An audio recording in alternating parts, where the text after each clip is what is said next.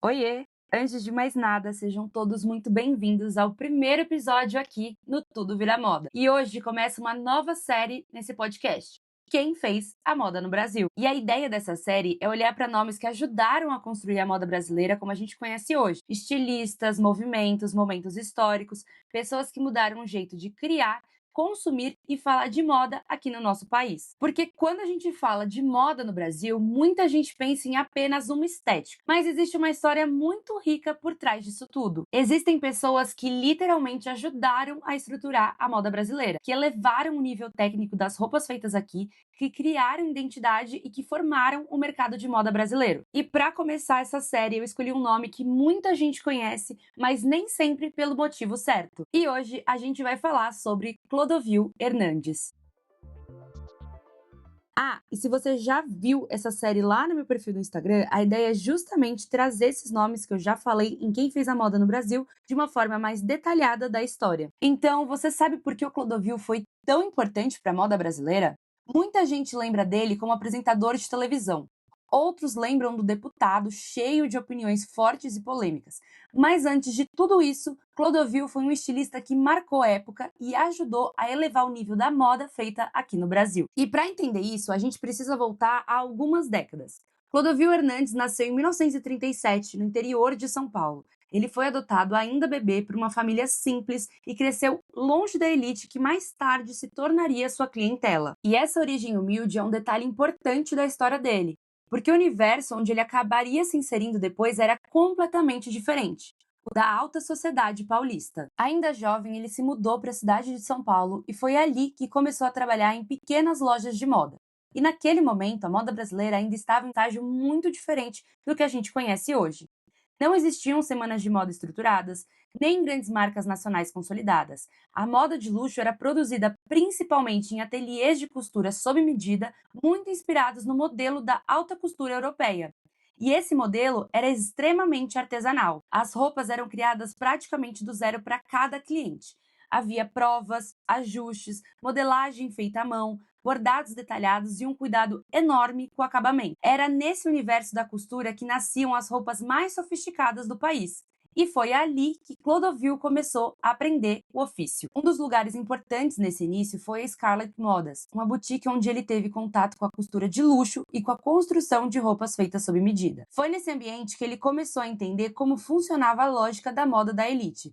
Modelagem precisa, construção técnica e um nível de acabamento que fazia toda a diferença no resultado final.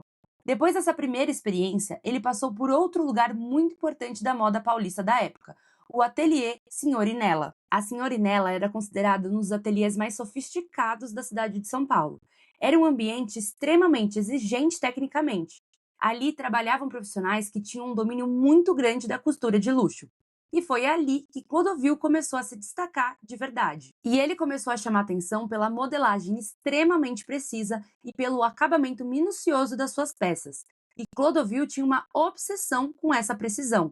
E esse talento começou a ser reconhecido. Não demorou para que ele começasse a receber prêmios importantes da época, como o Agulha de Ouro e o Agulha de Platina. E esses prêmios tinham bastante prestígio naquele momento e ajudaram a projetar o nome de Clodovil dentro da moda brasileira. E com essa visibilidade crescente, ele resolveu abrir sua própria maison na rua Oscar Freire, em São Paulo. Hoje, a Oscar Freire é um dos endereços mais luxuosos da cidade, mas mesmo naquela época já era um polo de consumo sofisticado. E foi exatamente ali que ele consolidou a sua carreira. Clodovil ficou especialmente conhecido pelos vestidos de noiva. Mas é importante dizer uma coisa: ele não era apenas um estilista de noivas. Ele trabalhava dentro de uma lógica muito próxima da alta costura artesanal. Suas criações tinham algumas características muito claras. Primeiro, os cortes extremamente precisos. Depois, a escolha de tecidos luxuosos, muitas vezes importados, e também uma estrutura muito bem construída, que fazia as roupas terem um caimento impecável. E era uma elegância muito clássica, nada exagerado. E em um país que não tinha tradição formal da alta moda, Clodovil trouxe um padrão de qualidade comparável ao que se via em grandes casas europeias. E para muitas mulheres da elite paulista da época, casar com um vestido de Clodovil era praticamente um símbolo de prestígio social. Nas décadas de 60 e 70, ele chegou ao auge da sua carreira. Seus desfiles passaram a ser verdadeiros eventos sociais. Eles não eram apenas apresentações de roupa, eram acontecimentos. A plateia reunia socialites, artistas, membros da elite paulista e jornalistas, e a imprensa acompanhava tudo com muita atenção. Foi nesse momento também que surgiu uma das rivalidades mais famosas da moda brasileira, a rivalidade entre Clodovil Hernandes e Denner Pamplona de Abreu, que já fica o spoiler, é o próximo nome da série Quem Fez a Moda no Brasil aqui no podcast. E Denner era outro estilista extremamente talentoso e importante da época. Ele tinha um enorme prestígio dentro da elite brasileira e tinha um reconhecimento institucional muito forte. E Clodovil, por outro lado, tinha uma postura mais provocadora, e a imprensa adorava colocar os dois como opostos. E os dois também alimentavam essa rivalidade. Havia troca de farpas públicas, disputa por clientes e comentários críticos. Era uma verdadeira guerra de egos dentro da moda brasileira. E essa rivalidade ficou tão famosa que acabou inspirando uma novela.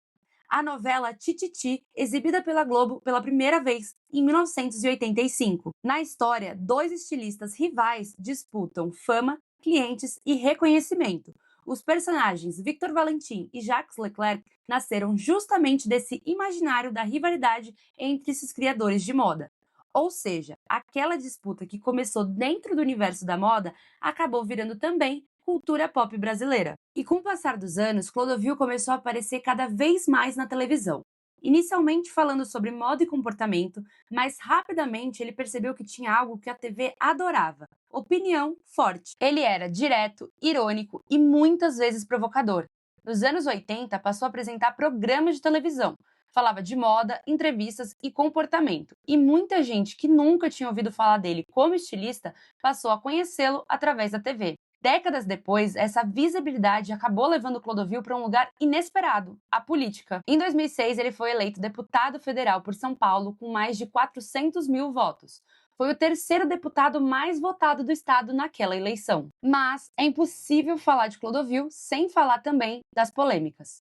Ao longo da carreira na televisão e na política, ele acumulou diversas declarações problemáticas.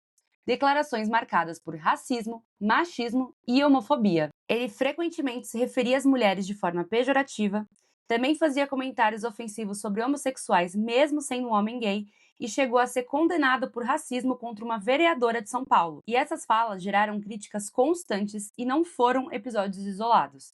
Elas faziam parte da forma como ele se posicionava publicamente. E isso cria um contraste muito forte na trajetória dele. De um lado, um estilista extremamente talentoso que ajudou a elevar o nível técnico da moda brasileira.